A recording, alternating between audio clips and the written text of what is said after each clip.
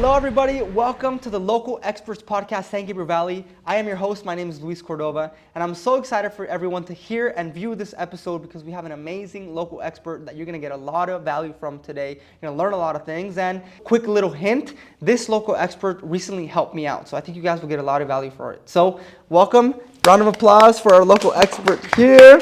You want to go ahead and introduce yourself, your name, the name of your company, what you do, and all those good things. Yeah, I'm Sabrina Miller, and I am a local broker realtor in the Southern California area.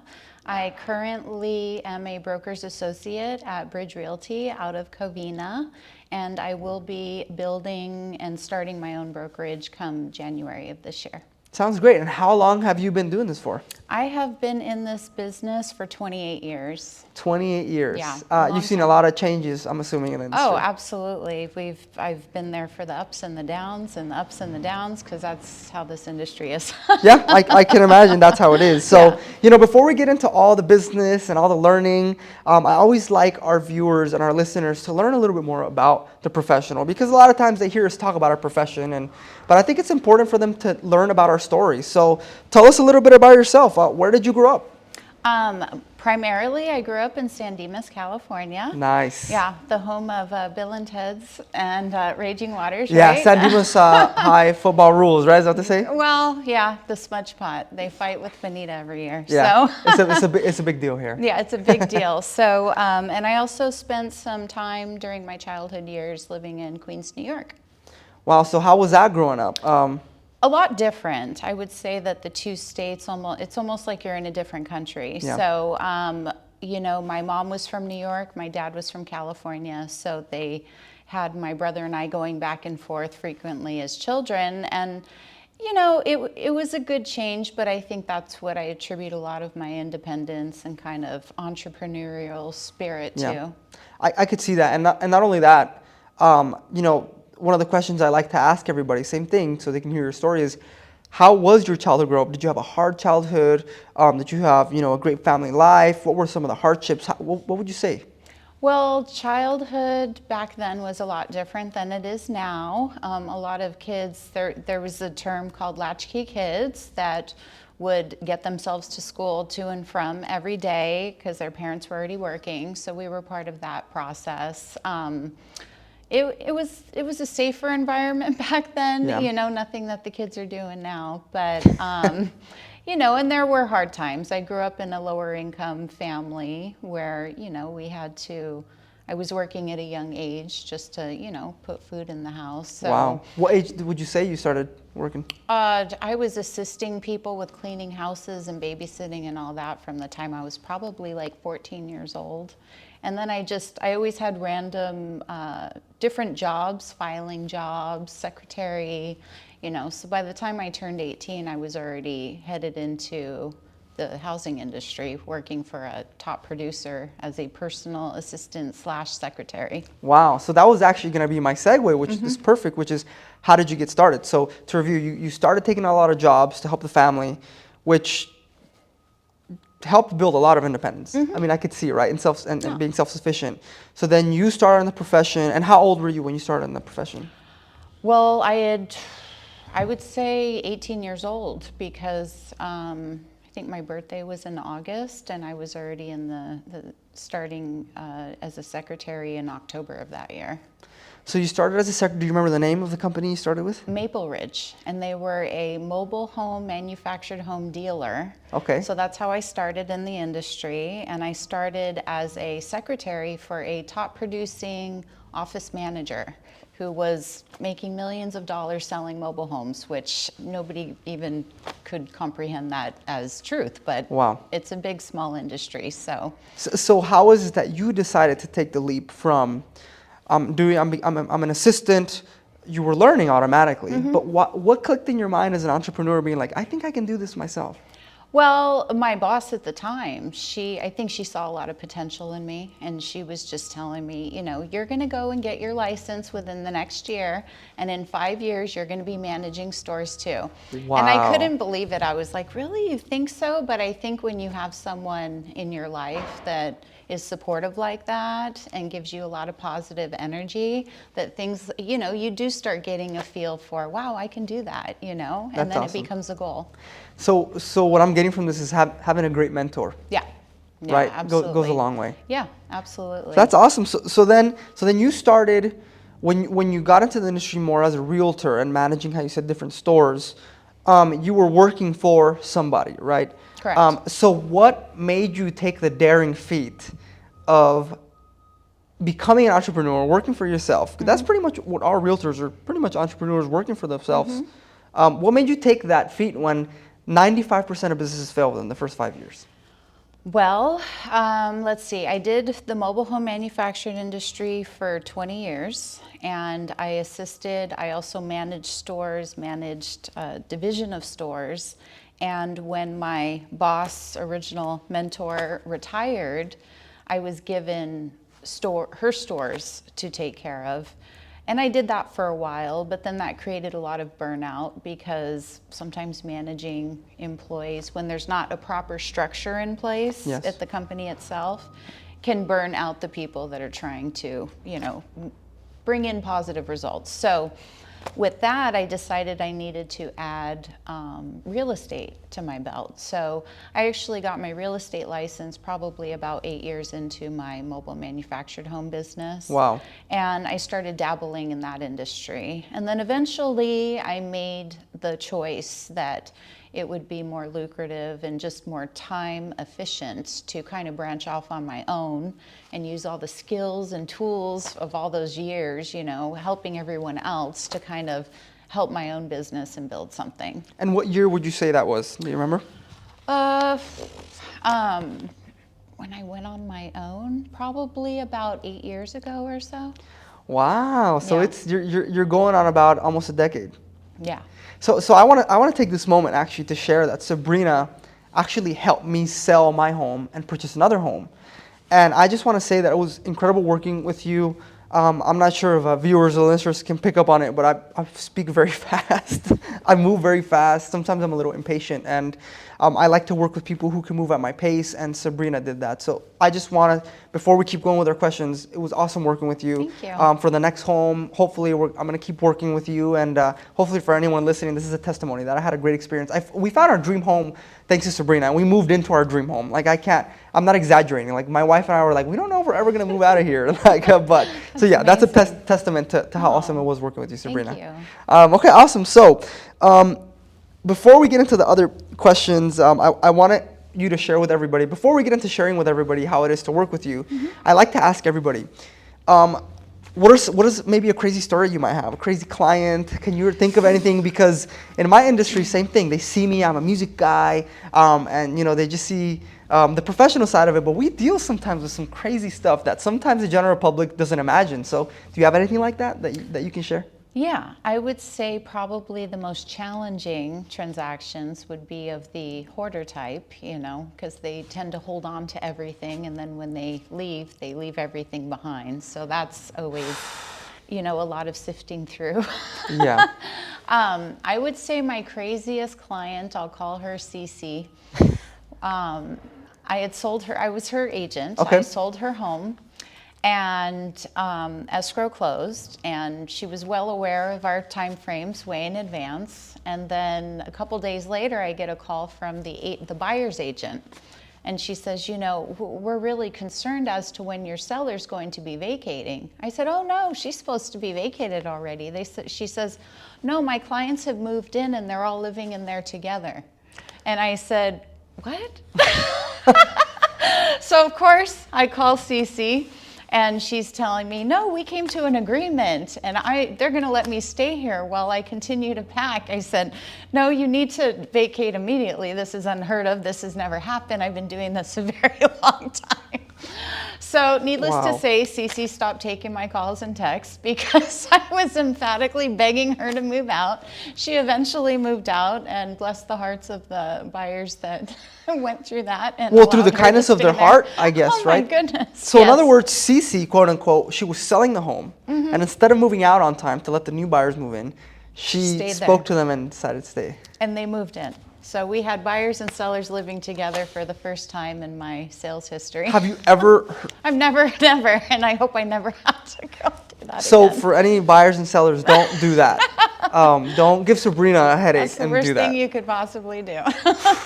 Yeah, sometimes, like I said, people don't realize this type of stuff you probably deal with on the back end. Yeah. I feel like sometimes you might deal with a lot of parenting, quote unquote, in sense of helping people, because it's a lot of therapy. A lot of, there we go. That's what you told me when I was, you're like, it's like I'm also a therapist. So. Yeah. That's awesome.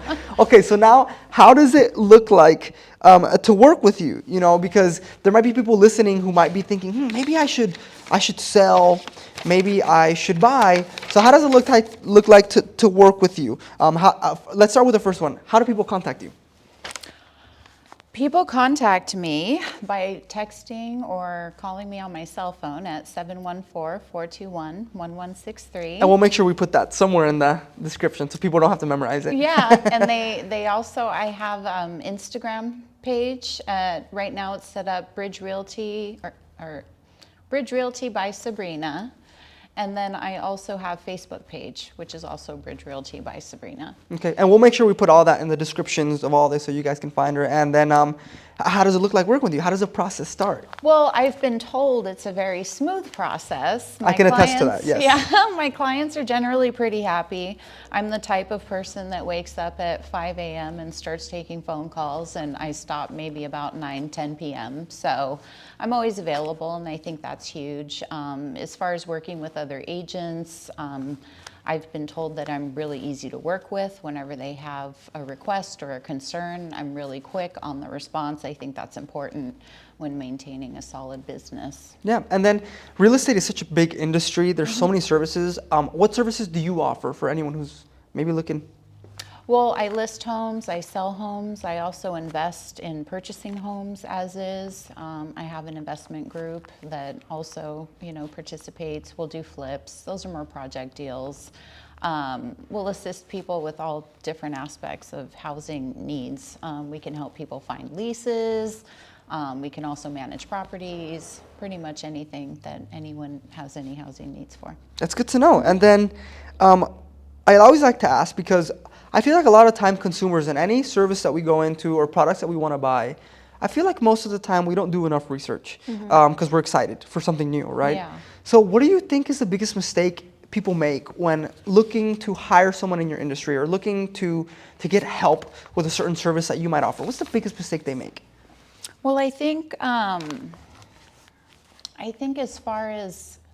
it's important to, when you're a client purchasing or selling a home, when you hire an agent, to hire a competent agent that works full time, because a lot of times being on the other end of things and dealing with the agents that are part-timers that really don't know what they're doing, I can see, you can see a lot of errors and things being made, and ideally you don't want that for any client. As far as brokers hiring new agents, I think the biggest mistakes that they make is kind of throwing their agents into the ring without training or guidance, because they just burn themselves out and they're literally pulling their hair out trying to figure out what to do. Yeah. And their broker's just kind of blowing them off, because maybe the broker's got their own business that they're dealing with. Yeah, I think you're right. And so how do you think people can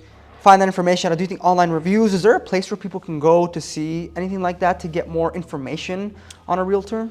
Well, online there are searches that can be done, like homes.com, I think, has a search tool for agents where you can plug in an agent's name and it'll pull up their stats and their volumes and so forth.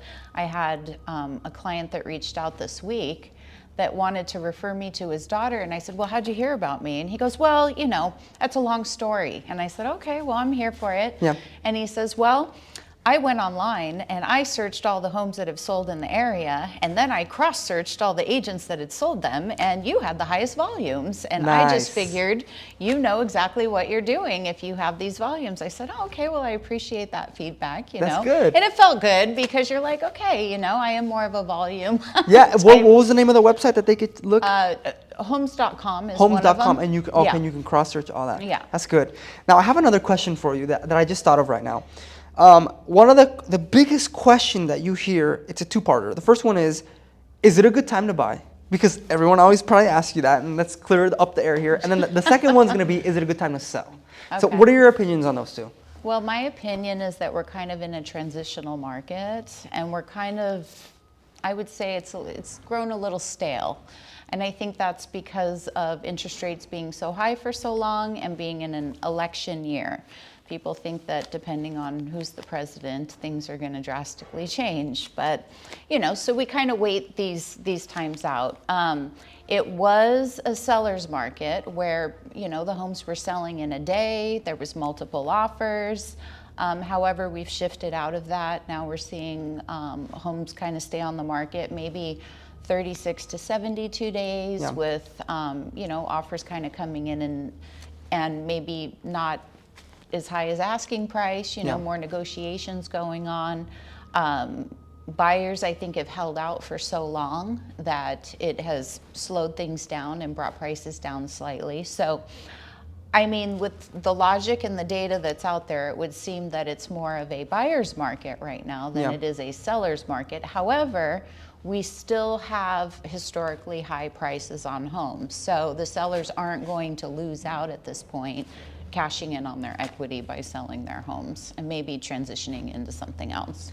And I think, going back a little bit to what you're saying about the volume, how you're more of a volume agent, you get the work done. Mm-hmm. And it's true, because I think I decided to sell when it was more, where it wasn't really a seller's market anymore, but I had a buyer in a day. Uh-huh. So my life did a positive 180, because when I called Sabrina, hey Sabrina, I'm ready to list my home. And she goes, hey, I have a buyer for you. Mm-hmm. I said, okay, cool. But having a buyer doesn't mean we're going to go into contract. It just means someone might be interested. The next day, I think we were preparing the escrow paperwork. Mm-hmm. And my wife and I looked at each other like, I don't know if we're ready for this, but I mean, it's positive. So we're like, of course we're ready, but I don't know if we are. So for anyone who's, curious, even though it's not a seller's market, Sabrina still helped me sell in a day. Yeah. So thank you for doing that for me and my wife. Absolutely. Now, I know it's hard to predict. It's hard to predict the market and where the market is going on, because I think that's another question that people ask. Should I wait a year? Should I wait 2 years? What do you think? Should people wait if they're on the fence? How's it looking in the next couple years? What do you think? Well, historically, the price of real estate has gone up. So, I mean, from where we're at 10 years ago, we're still increased in prices. The only real crash that we had was back in 2007, and we've recovered tenfold from that. So, realistically,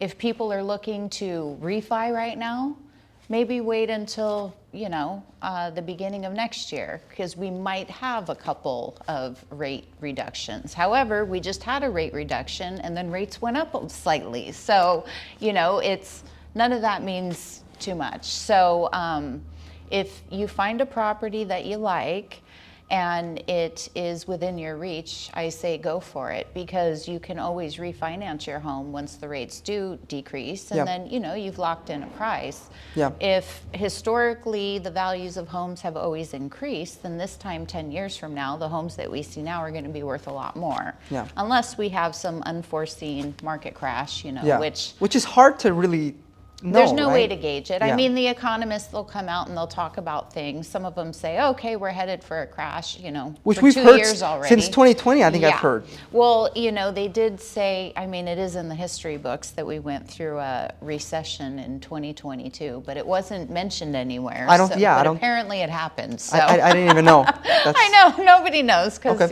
these days we know what we need to know, right? Yeah. So. That's good. And actually, it's funny that you mentioned that it's kind of always a good time if you find a property, because that's what I went through. And I remember you gave me that advice when I was selling my home. I remember I asked you, should I wait? And it's true, because now I locked in the price. And yes, I do have a high rate, but I'm going to be able to refinance in a couple months. And maybe for a couple months it sucks. Oh, I got a higher payment, but I got the house I love. I locked in the price. Yeah. And now I'm just going to lower my monthly payment by refinancing in a couple months.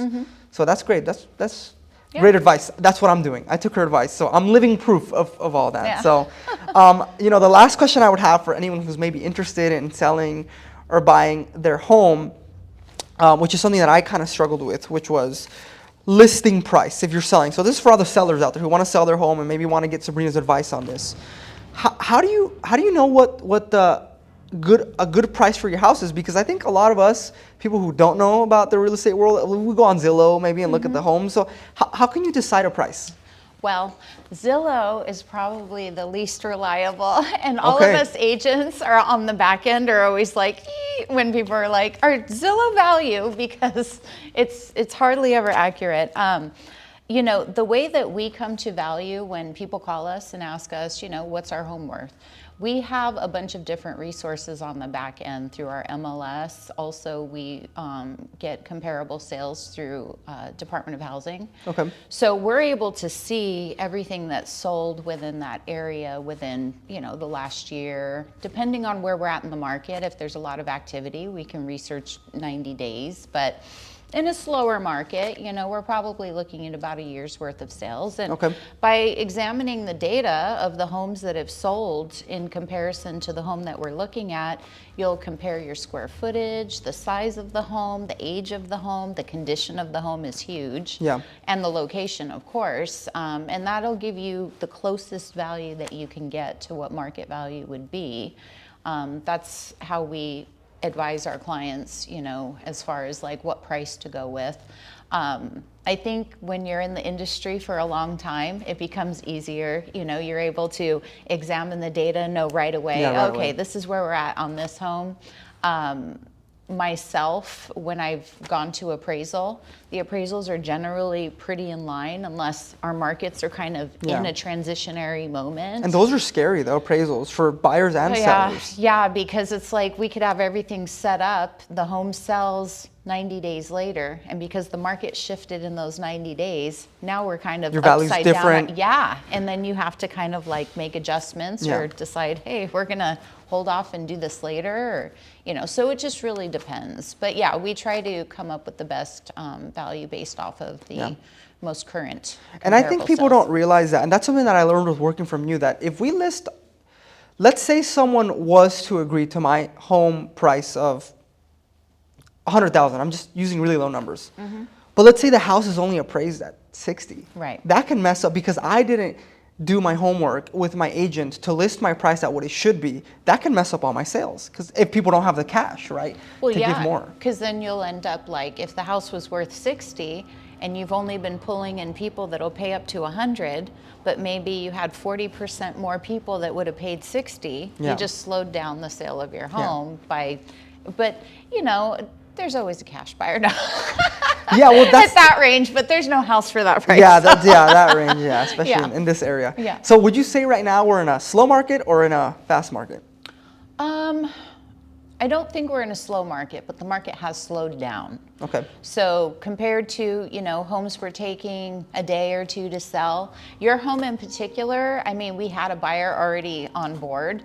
I think if we would have put your home up for sale and didn't have that buyer on board, we probably would have had one within a couple of weeks. And that's because supply and demand is another huge factor. So in your area at the time that you came on the market, there were no homes for sale, but we still had the demand for it. So a home goes up and boom, it's sold. Whereas like, you know, if we go out into San Bernardino or we go up into like Hesperia, Victorville, we've got hundreds of homes for sale. So it's gonna be slower up there. It's a lot slower because there's not hundreds of people trying to buy a home. And if it's slower, the prices are lower? Is that what it is? The prices that I've seen in San Bernardino and like Victorville, Hesperia are like mind-boggling to me. They're half what we are at right now.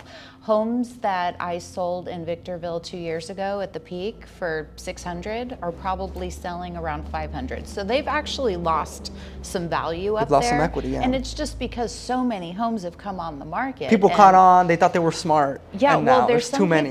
Some people up there bought their homes for $200,000 back in the day. So to make $450, they're happy. Yeah, with that's that. still but really their good. neighbor, you know, they spent $450. They want $550. So now they're getting cut short because this guy's willing to take $450. So once you have a lot of homes flooding the market, there's a lot of competition and a lot of variables. So if you're looking out to get top dollar for your home, put it on the market when you see that there's not much for sale around you.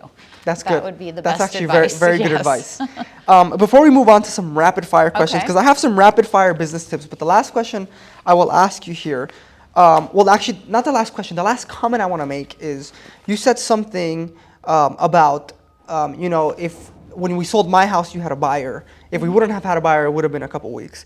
But I think that's a huge testament to what you do, Sabrina, because you had a buyer.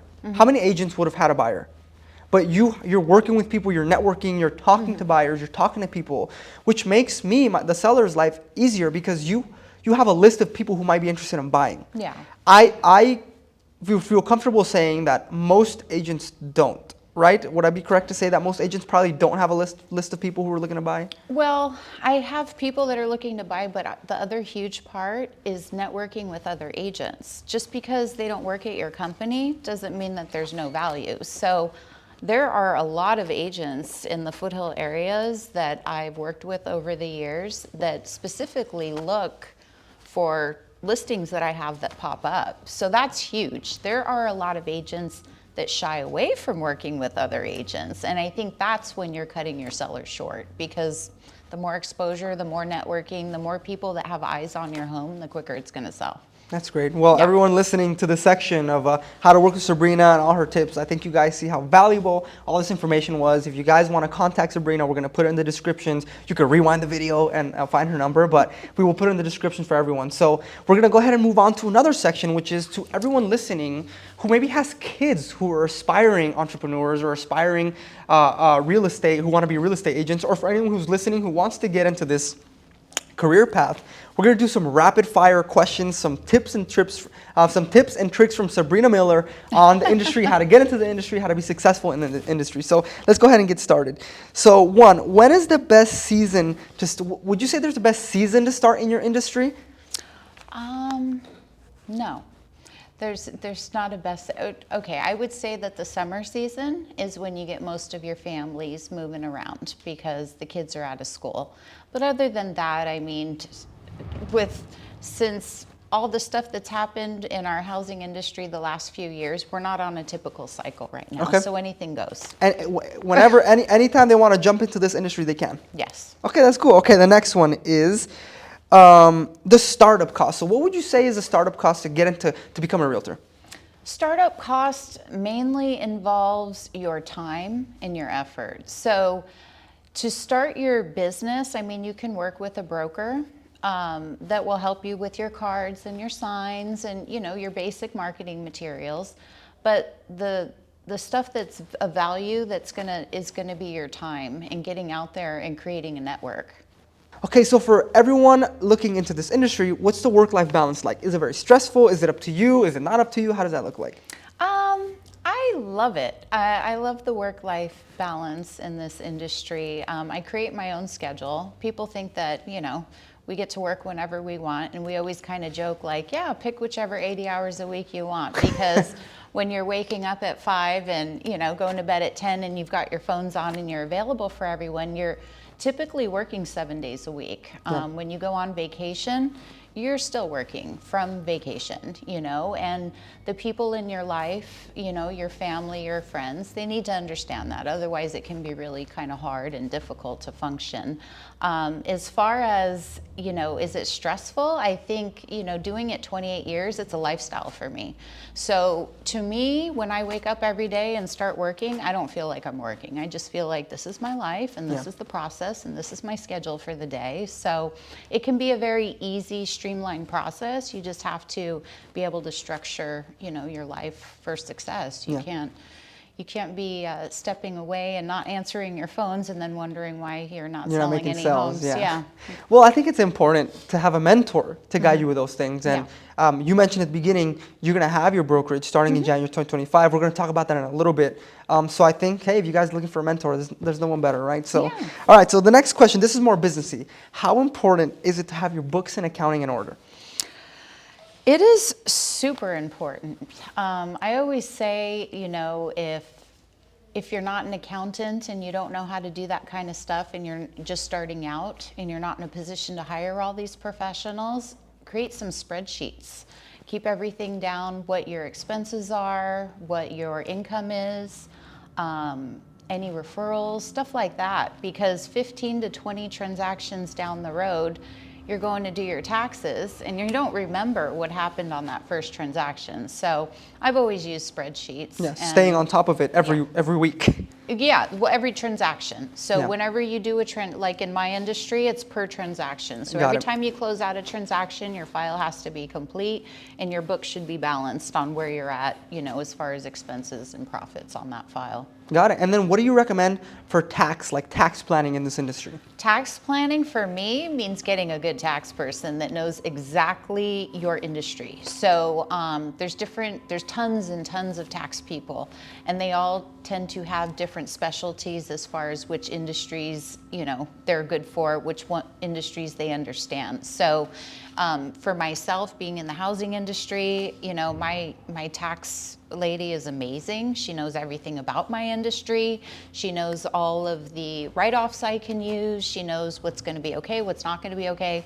And at the end of the year, I know I'm fully taken care of. So that would be my best advice. Make sure that you choose a tax person that understands your industry and is getting you those write-offs, because once you get very much into this business and it becomes a lifestyle, you'll find it's really easy to kind of write off your entire life. Yes, which is a big part of business, right? So do you think she'd be okay with you shouting her out, maybe giving her name if they want to look her up? Oh, yeah, she's amazing. Suhey Piedra from Prominence Business in Glendora. Okay, awesome. So you guys can rewind this section if you need to listen and look her up on Google. So awesome. Okay, great. Okay, the next question. What business structure do you recommend for realtors who are starting out? By business structure, I mean, do they get an LLC? Do they just go work for the broker as an employee? That's, what do you recommend?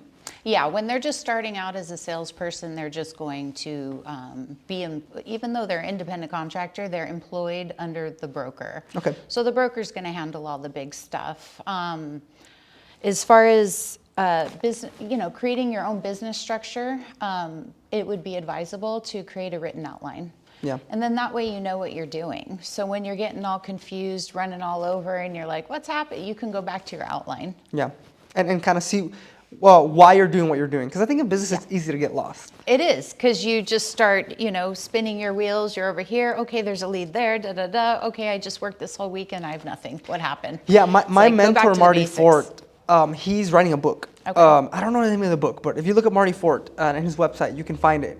And it's about the psychology of an entrepreneur, of how we get distracted. Mm-hmm. So that's really it's good so advice. true, because we have creative minds. Yep. So we're just going all over the place. So I always say write it down. Yeah. I have notepads and notepads and notepads everywhere, and I write it all down, because you can get your best ideas when you're in the shower, when you're driving in the car, and if you don't write it down, you're going to forget by the time you get back to that thought process. That's very valuable. And then for sales, how did you master sales? What do you recommend for sales? Sales, I think the most important thing is to know your product and your audience. And anybody that's in sales will tell you that, because if you don't know what you're selling and you don't know who you're selling to, it's never going to work out. Yeah. So, read the room, basically, and get educated. So for myself, I'm selling homes. So every home's different. So when I get a listing assignment, I'm not handling every home the same. I need to tap into my expertise on each type of housing. I need to do market research based on the type of home that it is and where it is. There's a big process to it. And when you kind of just loop them all into the same, then you're really not, you're doing a disservice to your clients. So that's some great advice. And I always tell people too, the biggest thing that I recommend, and it ties into what you're saying, is build a sales script. So for example, my companies, we have different services. We have a different sales script for each service, which is what you're saying. Yeah. A different home requires a different sales procedure. So that's great. Now, marketing campaigns. What marketing campaigns have worked? What do you recommend for a marketing campaign? Marketing campaigns. I have to edit that. Okay. So marketing campaigns, again, outlines. I like to create an outline when I'm taking on a new project. For me personally, if it doesn't make money, it doesn't make sense. But That's not to say that that applies to pro bono work or charity work, Yeah. as I call True. it. Every now and then I'll get calls from people that need assistance because they've got some big corporate company kind of trying to take advantage, and they are low income and they don't Yeah. know how to defend themselves. Yeah. And I know going into it that I'm not going to get one penny, but you go into those deals as kind of like a payback for everything that you've gotten back from the industry. And Yeah. it's good to use your knowledge to help people. So And those people will also refer you. Like when you genuinely help somebody, there's a saying, I think it was Walt Disney, I can't remember. So anyone who's watching this, comment the person who said this. They said, do what you do so well that people can't stop talking about it. yeah, absolutely. So that would So be I an get a lot example. of calls, like people will hear, oh, this person needs something. Not necessarily to sell their home or buy a home. Oh, call Sabrina. Yeah. So I get a lot of those calls, and I don't mind. But yeah, I think that's important too. I want to share a really good marketing campaign that you used that helped me become your client. Okay. You had just sold a house in my neighborhood. Okay. And then I got a postcard saying, yeah. hey, I forget exactly, but it was something like, hey, I'm Sabrina Miller. I just sold your neighbor's home for X amount. If you're ready to list, contact me. That's genius. That's genius because that showed me the potential of like, oh, if my neighbor just sold for that, I think I could do that too. Yeah. And I called you the day of. Yeah. I was like, hey, and then the rest is history, right? You told me. So Yeah. I wanted to highlight that marketing campaign because I thought that was genius. I'm sure other agents use that, but I'm sure people don't use it because I feel like a lot of the times they don't know how to do those marketing campaigns. But there's always Google, you can look it up online. But I wanted to highlight that marketing campaign. Yeah, no, thank you. Okay, so what advice do you have for anyone who's needs to manage employees? I heard you say that you started managing a bunch of stores in the mobile home market, and now you're going to have a brokerage with more employees. So what do you say to that? I think the biggest piece of advice on that would be to work with your people so your people work for you.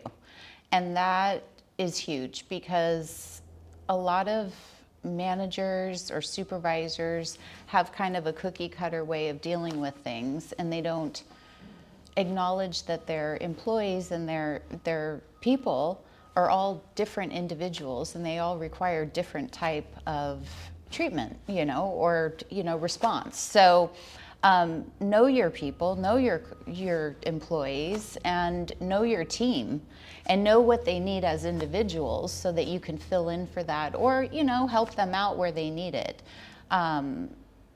And don't structure it so that it's one size fits all. Yeah. I mean, when you do that, you're setting yourself up for failure. When I managed my sales teams, there was agents that were out there, little go-getters. They didn't want you to tell them nothing. They wanted to do it all on their own. And you're like, okay, you need help, I'm here for you. Then there were agents that were like scared of their own shadow. They didn't know how to get out the door. They needed It's more like support. you had to, very, a lot of encouragement. So, if you can work with people like that, then you'll have a great team, and everyone will fill in for each other's weaknesses and strengths as well. That's great. Well, thank you so much for all these rapid fire entrepreneurship business tips. I think this is a great value, not only for anyone who's interested in working with Sabrina, but for any sellers or buyers, because you can see the value in all of this. So, all right, we're almost done with our podcast episode here. We just had one last round of rapid fire, which is questions about the community. So you ready for it? Okay. So here it goes. So what is your favorite spots growing up here, or your favorite spot growing up in the San Gabriel Valley? Okay. Growing up in the San Gabriel Valley back in my day, there wasn't much out here. So we enjoyed In-N-Out. We enjoyed Raging Waters. There were car shows. I think back then they would do cruising and stuff still. Nice. That's cool. So it was pretty simple back then. We went to movie theaters. San Dimas had a rodeo. Oh, they don't have that anymore, the San Dimas Rodeo. No, we would go down to Pudding Stone, which is now called Benelli Park. Yes. And they had the beach activities and the camping. Like, we'd camp in tents at Pudding Stone. Nice. I mean, there was really nothing out here. So that was growing up in. How about nowadays? Where do you like to hang out nowadays? Well, nowadays, I'm a little more refined. So, it's usually brunches, happy hours, stuff like that. My favorite areas are probably downtown Claremont. And the spots that I love over there are Bardot, Whisper House, Eureka is good. And then for like a local spot where all the locals get together in Laverne, I love Lordsburg. You can watch like your sports They always have the TVs going with all the sports. It's very family friendly. Yeah. Shout out to all those local places, by the way. Yeah, and then also downtown Covina. I love that area. They're reviving that area now, aren't they? Totally. So Ola's like a fun place to go for brunches and, brunch specials. Rad Coffee. They have really good coffee there. They got a couple more branches now. They got one, I think, in downtown Upland now. Yeah, they do. They're downtown all Glendora. Over. It's so, and their coffees are so good. Yeah. And then, do you know where originally? Was it downtown Upland originally? Rad? It's either there or Glendora. Yeah, put it in the comments, everybody. I don't know. Yeah, no, Rad Coffee is good. And then they turned the theater into a laugh factory. Yeah. So it's like stand-up comedians there. So, I mean, you can't go wrong in our little area. There's kind of everything San Gabriel here. Valley is awesome, yeah. And now, what would you say? This is kind of a trick question. People would like to answer this a little funny. What's your favorite freeway or favorite street? Okay. My favorite street would be Baseline. Really? Okay. Yeah, I thought about that. I thought, oh, what is my favorite? And it would be Baseline, because when the freeways are packed and Foothill Boulevard's packed, now you're giving a secret away. You can get up to Baseline and there's trees and there's mountains and it just kind of flows. So it's very nice. That's probably one of my favorite streets. Would you say you have a favorite freeway? Because I asked somebody else, another guest, and they were like, all the freeways in this area are horrible. He's like, so I don't have one. Not in particularly, no. I would say I definitely know the worst freeway would be the 91 freeway, so avoid it at all costs. Yes, that's good advice. And it's funny, every guest that I've asked this question, they don't tell me their favorite freeway, they tell me the one to avoid. And it's on the 91. That's good. Okay, awesome. Okay, next one. What's an interesting story that you've lived or has happened to you that maybe people wouldn't have imagined due to your profession? Because they see you as a professional, but we're all human. So is there anything interesting that's happened to you? Well, maybe one of the most interesting, because, I grew up in like a low-income family, so most people don't think, oh, she's a realtor broker. She has those simple roots, Yeah. But when I did my ancestry tree, I come to find out that my great-grandfathers in New York, back in their day, were brokers in Manhattan. So they were the ones that were selling some of the earliest real estate in Manhattan when they weren't because they were in the military as well. So that was an interesting story. So it was kind of like in your blood, right? You were going to end up having your brokerage. Yeah, and then I'm over here on the West Coast, so it's like, They're happy that you're opening your brokerage, but they're mad that you're not on the East Coast. Well, my great-grandparents had passed. I mean, I never knew them. I just knew in my tree that they had, been brokers as well. That's super cool. So I thought, okay, well, makes sense. Yeah, that's actually a super interesting story. Yeah. And your parents didn't know. Well, it would have been like my mom's grandfather or great-grandpa. I don't think she knew much, because I was letting her know what I was finding on the tree. Cool. Yeah, fun stuff. Yeah, that's a cool little interesting little 360 moment. Yeah. And then, what is the thing you love the most about San Gabriel Valley and your community? I would say the people, because people in our area really take pride in their community. So I like the togetherness, and everyone keeps everyone informed. I know in my little neighborhood, if something, concerning happens, everybody's kind of on it. So everyone tends to look out for each other. And that's what I like about this area, because I've lived in other areas and it's more like, people are scared to come out of their homes. Whereas here, people just seem like they're willing to jump in and lend a helping hand. Well, that's what people think when they think of Los Angeles and California, but there's little gems like the San Gabriel Valley that people don't know about. So that's... Yeah, I feel like the people up here are pretty real. And I like, I'm a straight shooter, so I can appreciate the same. That's good. And then what legacy do you wish to leave behind for the community? Legacy. Well, I guess providing good service and housing, because I hear so many horror stories from people, and it really shouldn't be that way. So, and then it's unfair, because a lot of times, I'll meet a new client that maybe didn't have a good experience with someone, and you can just see how untrusting they are and how critical they are, and it's just like, it's hard to kind of undo that, but one deal at a time. Yeah.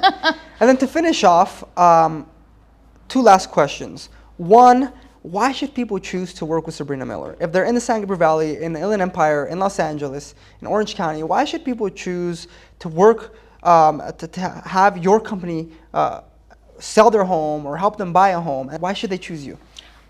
I think people would be